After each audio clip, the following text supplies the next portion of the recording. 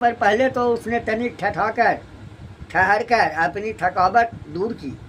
इसके बाद कर्मशः अपनी तपस्या वरदान प्राप्ति तथा भगवान शंकर के पीछे दौड़ने की बात शुरू से कह सुनाई।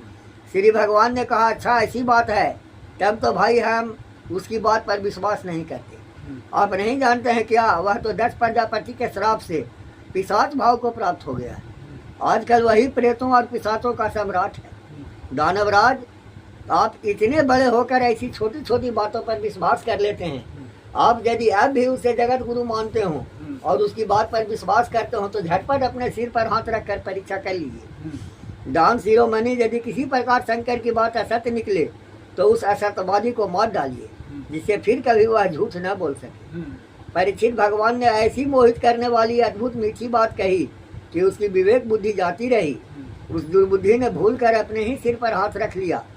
बस उसी क्षण उसका सिर फट गया और वह वहीं धरती पर गिर पड़ा, मानो उस पर बिजली गिर पड़ी। उस समय आकाश में देवता लोग जय जय नमो नमः साधु साधु के नारे लगाने लगे।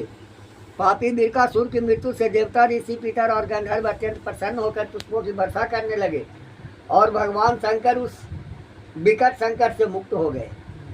अब भगवान पुरुषोत्तम ने भयमुक्त शंकर जी से कहा कि देवाधिदेव, बड़े हर्ष की बात है कि इस दुष्ट को इसके पापों ने ही नष्ट कर दिया। परमेश्वर, भला ऐसा कौन प्राणी है जो महापुरुषों का अपराध करके कुशल से रह सके। फिर स्वयं जगत गुरु विश्वेश्वर आपका अपराध करके तो कोई सकुशल रह ही कैसे सकता है। भगवान अनंत शक्तियों के समुद्र है। उनकी एक एक शक्ति मन और वाणी की सीमा के परे हैं।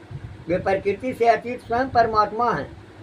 उनकी शंकर जी को शंकर से छुड़ाने की यह लीला जो कोई कहता या सुनता है, वह संसार के बंधनों और शत्रुओं के भय से मुक्त हो जाता है।